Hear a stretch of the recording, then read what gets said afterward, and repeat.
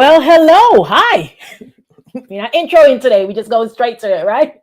Welcome to Vessel of Hope. And I'm so glad each of you are here today. I'm so glad that we can join together to celebrate, to just enjoy Jesus. It's Tuesday, and I'm here to give you a Tuesday goodness, your Tuesday greatness, your Tuesday time to step away from the world of what's going on in your life. And let's just have a conversation today.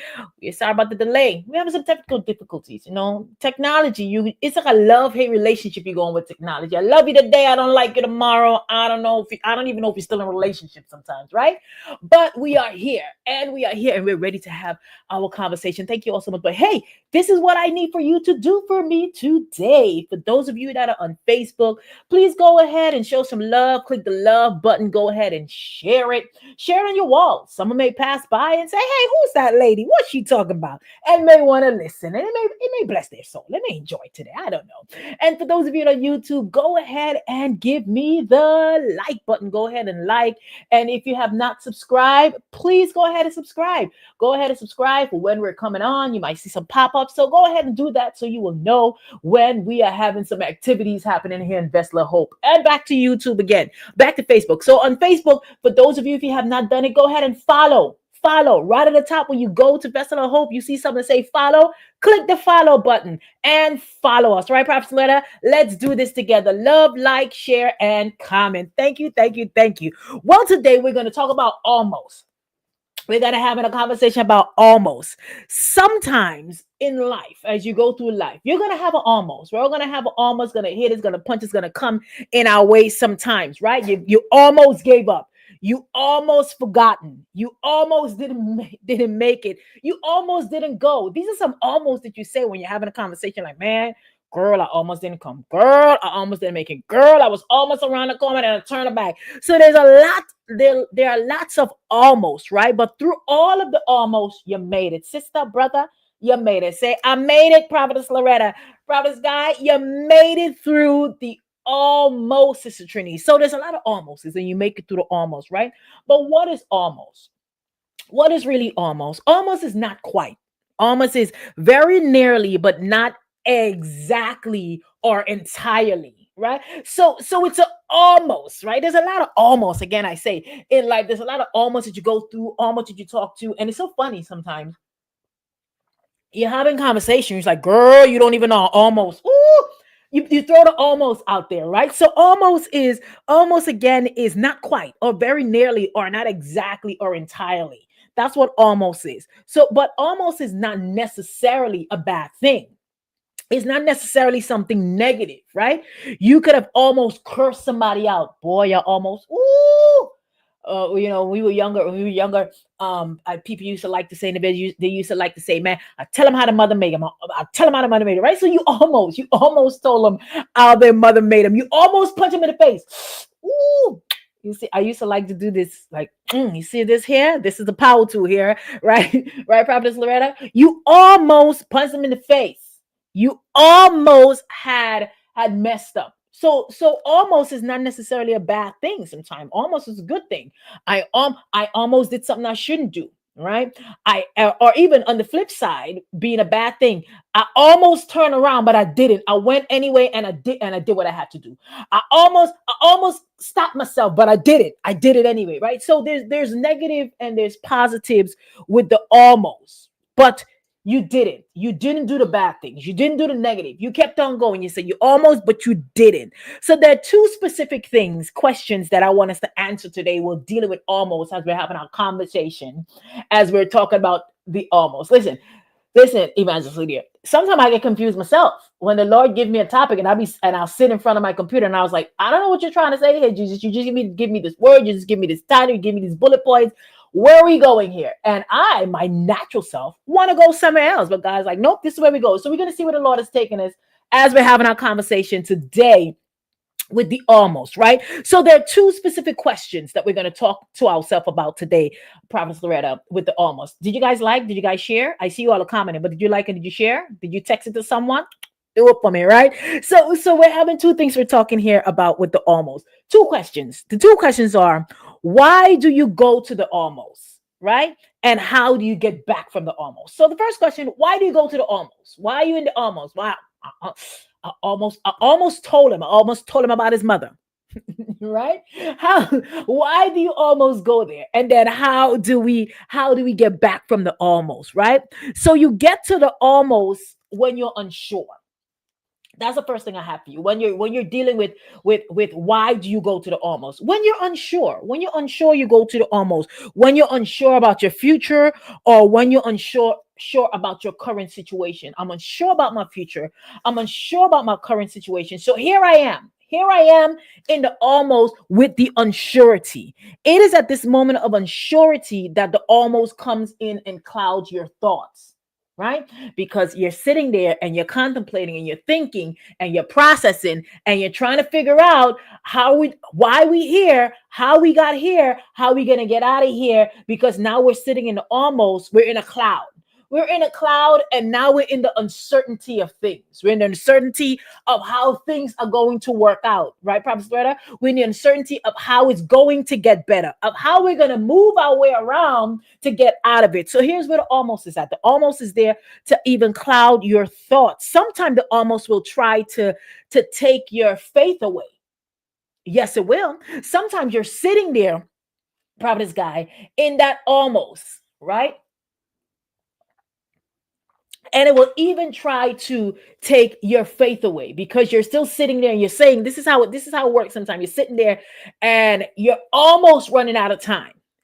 The courts give you till 5 o'clock, and now it's 4 o'clock, and now it's 4:30, and now it's 4:45, and there's still no solution. So what happened? The almost steps in and say, "Oh, girl, just give up. It's not gonna work out for you because you got 50 minutes. It's 4:50. You got 10 minutes." You're like, "Woo!" So the almost clicks in and brings you to reality and say, "This is what is happening right now," right? Because what almost is, it almost brings the uncertainty.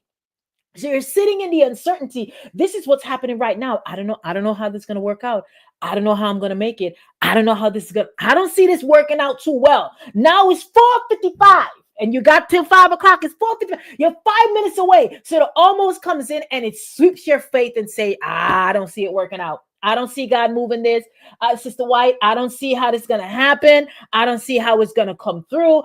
Because what? Because that's what the almost is there for. It's to bring uncertainty, and it's to take away the faith that you had. It's to take away that faith. Like, yeah, God is going to come through. God is going to work it out. Yeah, this whole situation is going to turn around in time. It's going to turn around. I know it's going to happen. I know it's going to work out. But the almost there and said, I don't see how that's going to work out. I don't see how that's going to happen. I don't see how that's going to think, because it almost is there. It comes to bring the uncertainty and to suffocate and sometimes stifle your faith and pushes you into doubt. There's a lot that this almost can do for you, right? Right? It does that because sometimes you're sitting and you say, oh, you are almost out of time and it's not going to work. This is what happened. I know you've done it sometimes. We're almost out of time. It's not gonna work. It's just not happening. We're almost. It's not. I don't see it happen. Why even bother? It's too late. That's what the almost do. Oh, why even bother? It's too late now. It's too late now because look. Time's up. Time is up. Why even bother? Right? It's too late. The boss told you have one more time to be late, and that one time was today. You were late. So what? You're like, oh my God, that's it. He told me I had one more time to be late. My almost is here. I'm done. I'm done. You're not even going in with the anticipation, with the expectation that, hey, it's gonna work out for your good. Everything is gonna work in a way that is gonna be good for you. You just go in with what? With the uncertainty, because that's what the almost will do for you. I was contemplating talking about this little story here with King Agrippa, right? In Acts 26:28, right? This is the Amplified translation, Amplified version, Acts 20:26-28. And it says here, this is Paul. Paul's my dude, man. Paul's my dude. You hear me? If Paul was living in 2025, me and him be friends. We will be hanging out all the time. I'll be like, Paul, woo! But that would be a bad combination because he'll try to stop me and I'll try to stop him. I don't know. It'd be a lot of prison going on here. But hey, in Acts 26:20, Amplified translation, it says, then Agrippa said to Paul, in a short time and with no little effort, you almost persuaded me to become a Christian. This situation always cracks me. It's always funny because if you understand the story, this is Paul going in. He's talking to Criminal Grippy. He's telling him, "Hey, this is my confirmation story. This is how I got. This is my salvation story. I was on the road to Damascus. The light came. Saw Jesus. Who art thou, Lord? I got saved. I went and studied. I know I was persecuting the Jews. So on and so forth. So now Paul is coming in. He's trying to share his story with King Agrippa. Bad boy Paul. That's good, this guy. That's good, bad boy Paul. Right? So now he's coming in, he's trying to share his story, King Agrippa, and he's telling him his testimony. And it always cracks me up when King Agrippa says this to him. You almost persuaded me. Almost. So you see how the almost, right, can bring unsurety, because I'm sure when Paul was talking, he's thinking, man, I got him. Because he knew me from before. He knew what I used to do. So he see my life. He see my testimony. So I got him. I'm sure I'm going to eat. This is it. But here King gets to you almost. The unsurety. You almost got me there. You almost pulled me in. You almost bring me to your side, Prophet Sharice. You almost had me to be converted, right? Paul almost persuaded him, but his unsurety took him. His unsurety told him, don't do it. Don't do it, King Agrippa. Don't even fall into the trap. So here, the almost can pull you into the unsurety. So why do you get to the almost? Because you become unsure. You become unsure in a lot of things. You become unsure. You become unsure in your life. You become unsure in your future. You become unsure in your present. You become unsure in your family. You become unsure with a lot of things. And that's how the almost comes and step into your life. So are you sitting in an almost? Are you resting in the almost? Are you battling with the almost? Are you shifting back and forth with the unsurety of what's going to happen?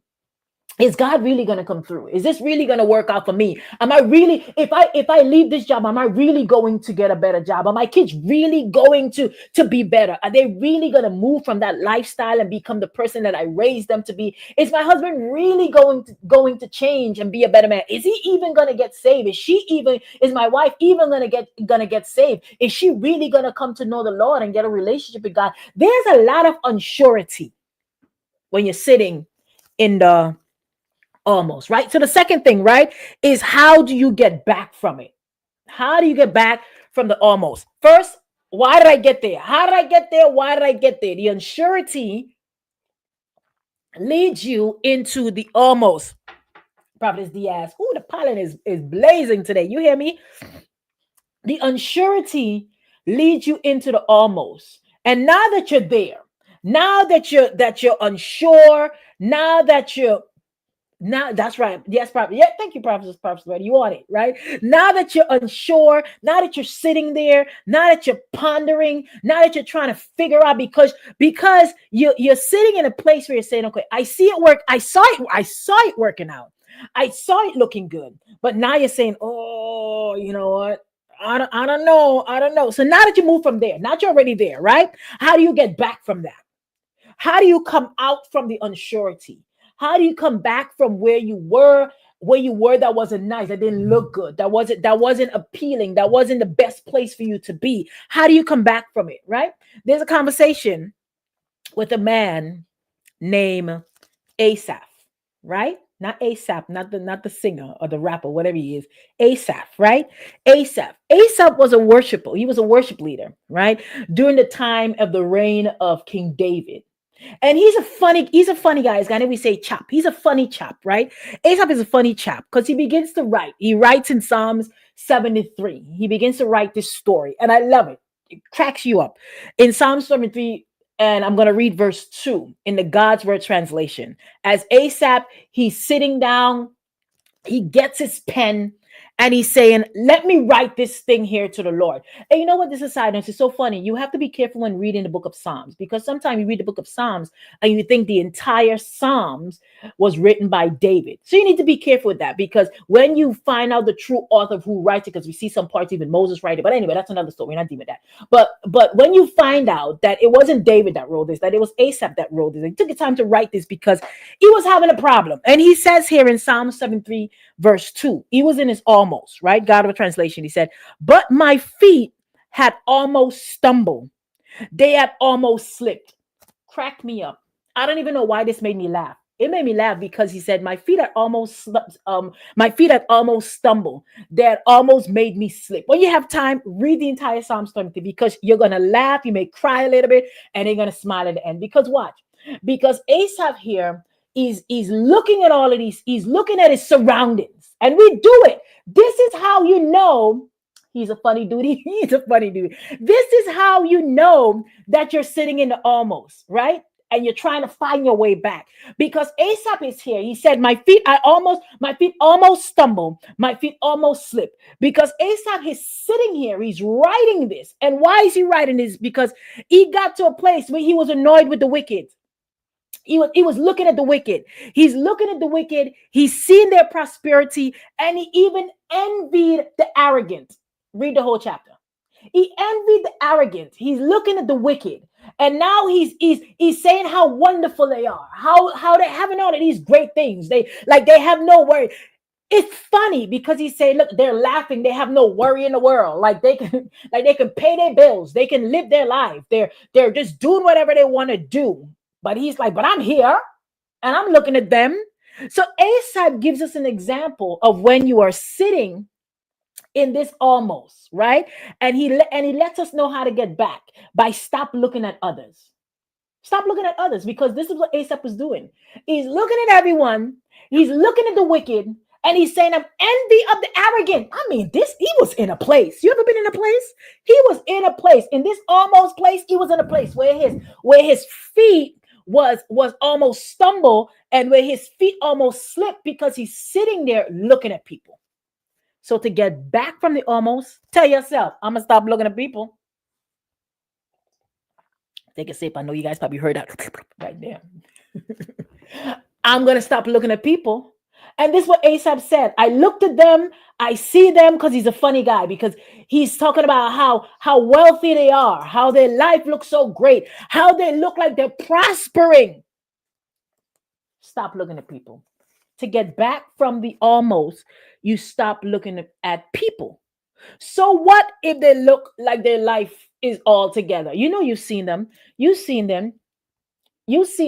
look at them, and you're like, oh boy, they look like they just look so good. And again, I tell you all about this social media stuff. I tell you about this social media stuff. We talk about it again, right?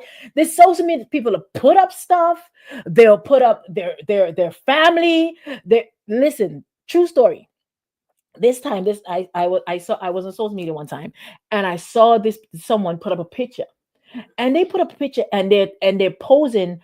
I think it was by a Bentley, but I think it was a Bentley. I want to say it was a Bentley. It was like a big name car, and sitting, and he's posing by a Bentley, and I was cracking up.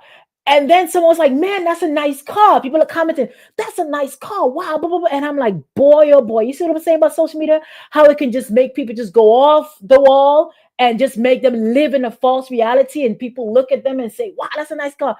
This person don't even have a bicycle. They didn't even have a rollerblade, right? And they're just posing by the car. So people are looking at them and say, man. And somebody's like, man, that's a sweet ride. I wish I had a ride like that. And I was like, you see, this is the problem. Because this person, if you live in a city area, or or as they call it, an urban area, you will see some individuals, they have cars parked in the street. And you know what we used to do when we first came to this country? You'll go stand by a nice car and take a picture, and you'll send it back to your country, and people will think that's a nice car.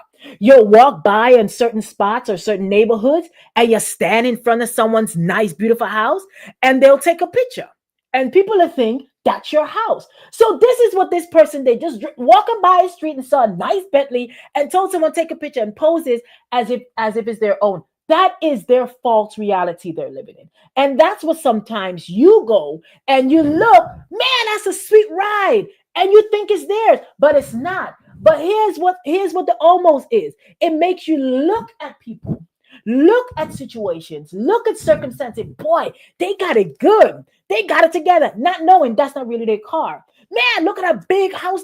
That's a huge house. Not knowing it's not even their house. They went to someone's house that was having a function, and they took a picture posing like if it was their house and put it up. And you're thinking they have a beautiful, big, immaculate house when they're living in a studio. There's nothing wrong with living in the studio. I'm just saying how sometimes you look at individuals and say, boy, they look like they got it all together. Don't do that. That's how you're in the almost. And this is what Asaph said. I was looking at these people and I got caught up. I got trapped in it because when you're in the almost, what? So what if they have an evil heart, but yet still people gravitate to them? I always find that just always blow my mind. Like, oh, this person's so. the other day, the other day, I was having a conversation. Right, you live in the PJs and got a Mercedes Benz crate in the projects, right? Promise Loretta.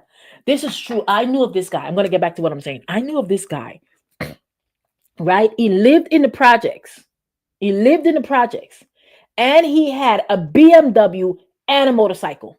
Not a bicycle, a BMW and a motorcycle. And I was blown away. I didn't even know that because he would post pictures of his BMW, of his motorcycle, and he'd be driving around and so on and whatever. And I'm like, wow, like, oh wow, maybe he got money. I don't know. But then I had a conversation with him one time. He came over to the church and so on, and then we went into somehow, some way of him saying that when he takes the elevator, there's always pee in the elevator because you live in the projects. I said, well, I'll be darned, right? So again, you cannot look to people. You cannot look to people because you don't know what their real reality is. And it's the same thing. Someone that has an evil heart, you're like, people are gravitating to them. Why? Because you've seen their evil heart. Everyone else haven't seen it. You've seen their evil heart because you're sitting there that almost like, people are just gravitating to them. They're such a people person kind of person. But then when you sit down and talk to them, you see them working. They're scheming. They're behind the scene, trying to see how they can work to make things just bad for you. How they're scandalizing your name, Sister Glover. How they're making you look bad, but everyone else is gravitating to them, right? Because you don't look to people. So what if they can pay their bills and look like they're happy, but never give thanks to God? Why? Because it's all a look. I had I know of a lady, and she said one time she was talking about her sister. She was talking about her sister, and she was so angry at her sister. She's like, oh, because she can always she pays her rent on time, and because she got a job and she's working and she got a job. I work too, but I pay my rent when I can. I don't make as much money as she does, and she pays her rent on time. So that's her life. She can do that. And she was a little angry about it. She was angry about it. Her sister was able to. They lived in the same complex, and she was angry about it. Her sister was able to do that.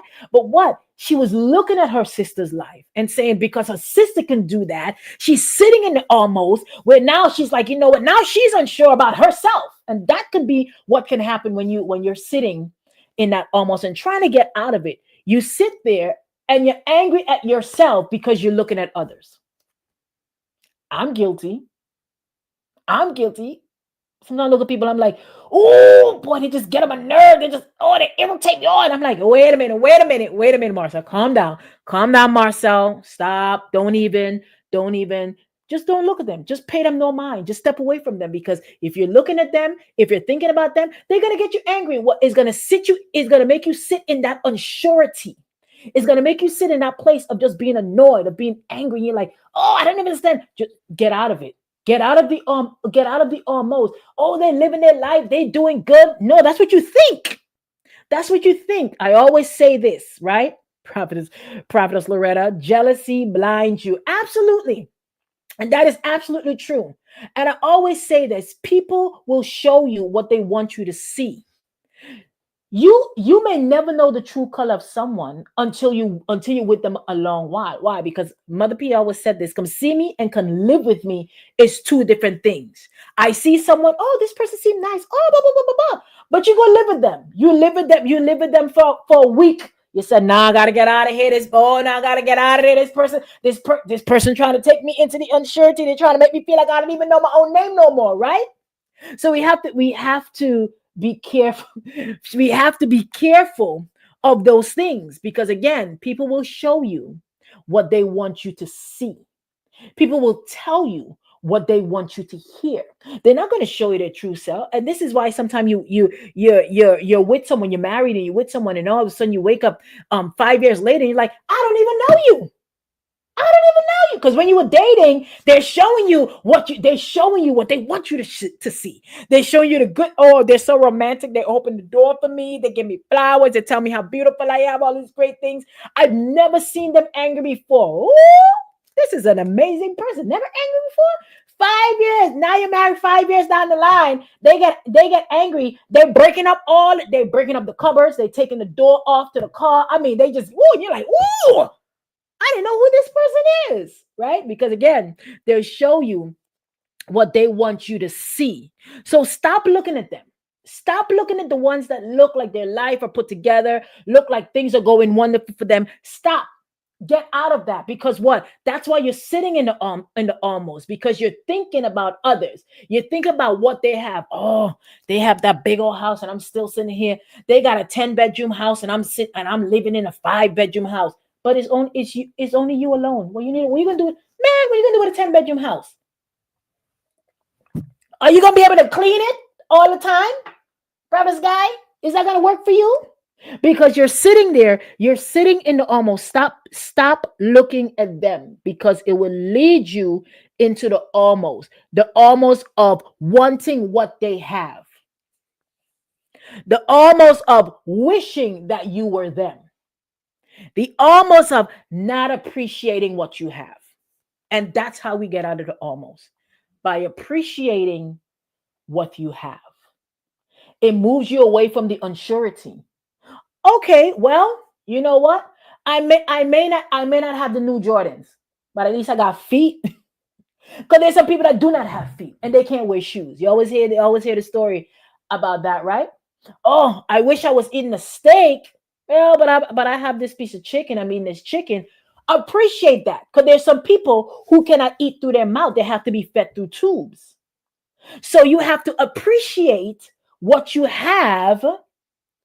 Ah, Prophet Loretta, you talking. You don't know their struggles. And that's absolutely true.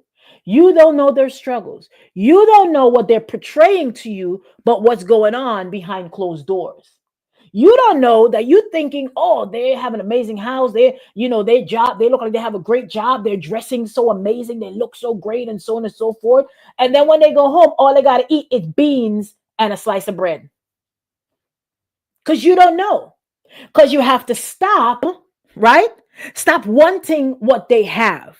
Stop wishing that you were them and stop appreciating what you have. We get out of the almost. We have to start saying, you know what? I'm so thankful.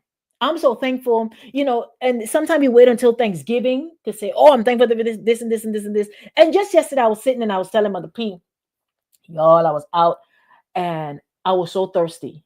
And I always walk with my cup of coffee and my bottle of water.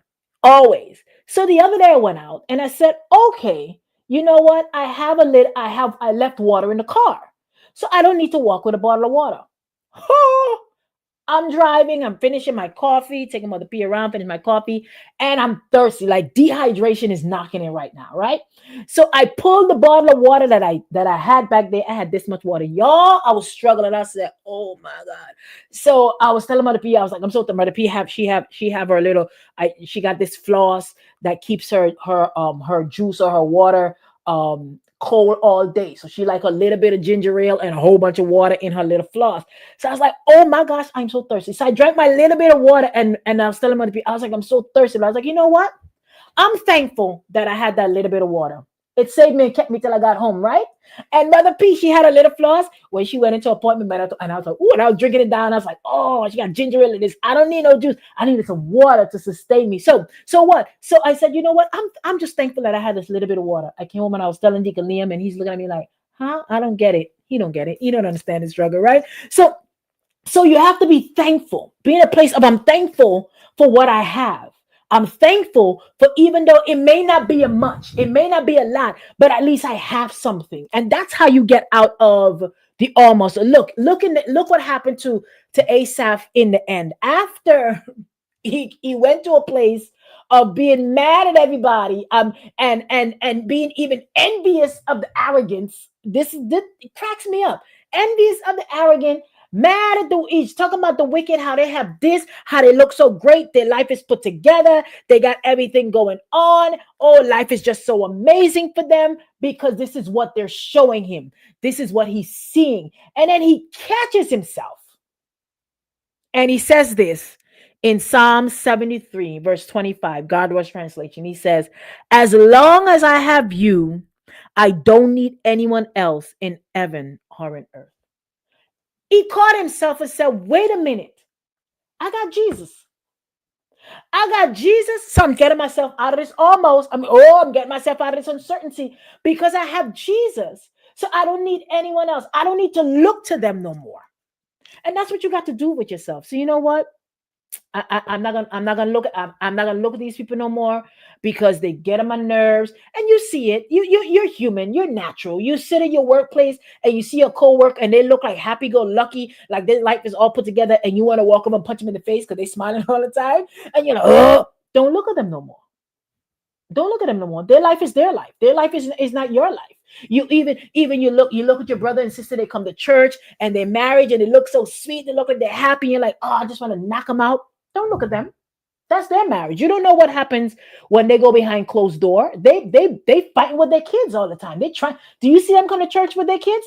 Because their kids don't want to come to church. That's their struggle. But you look at others, and Asaph said, you know what? Nah, I'm not gonna do it no more. I'm not gonna look to people. I don't need anyone else in heaven or earth. He said, you know what, God, I don't need them. Because if I look to them, I'm gonna stay in this uncertainty. I'm gonna stay in this place of the almost. So what is it that you almost did that you caught yourself? Tell you, think about it. What is it that you almost did that you caught yourself? What did you almost succumb to, but you didn't? What is it that you were sitting in that almost place and said, perhaps Lord, as long as I got King Jesus, I don't need nobody else, Vicky Wine said, right? So what is it that you get out of the almost? And I leave you with this. Remember, almost can lead you to a place of uncertainty, of unsureness. So when you see yourself going there, be like, remember these words, what I said. Be like, oh, Pastor Marcelle said, well, I'm unsure. I'm in the almost. I need to, I don't get there. Because when I get in that, when you sit in that almost, you begin to look at everything else except for what you have. You begin to look at everyone else's life except and be like, you know what? I'm thankful for this. I'm grateful for this. So almost can lead you in a place of unsurety, but you have to take your eyes off of others. Almost can lead you in a place of unsurety, but you have to take your eyes off of others to get out of it. Don't look at what they have. Don't look at what they're doing. Be thankful for what you have. Be thankful for where you are. Be thankful for where God has brought you from. And as Prophet Loretta said, as long as I got King Jesus, I don't need nobody else. Asaph said it. As long as I got you, Lord, I'm not going to look to the people. I'm not going to look to what they have, what it looks like they have, because when I have you, I have enough. When I have you, I have the surety because I'm stepping out of the almost. Amen. That's all I have for you today. I know. We had a nice conversation, right? Thank you all so much for joining. I love and appreciate you. Don't forget to go ahead, www.hellomarcelsamson.com. Go ahead and read the blog.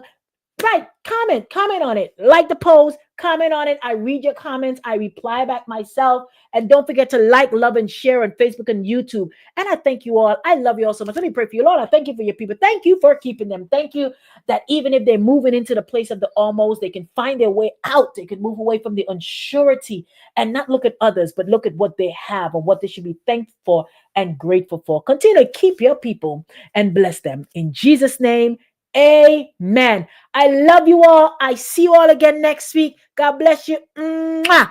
Bye now.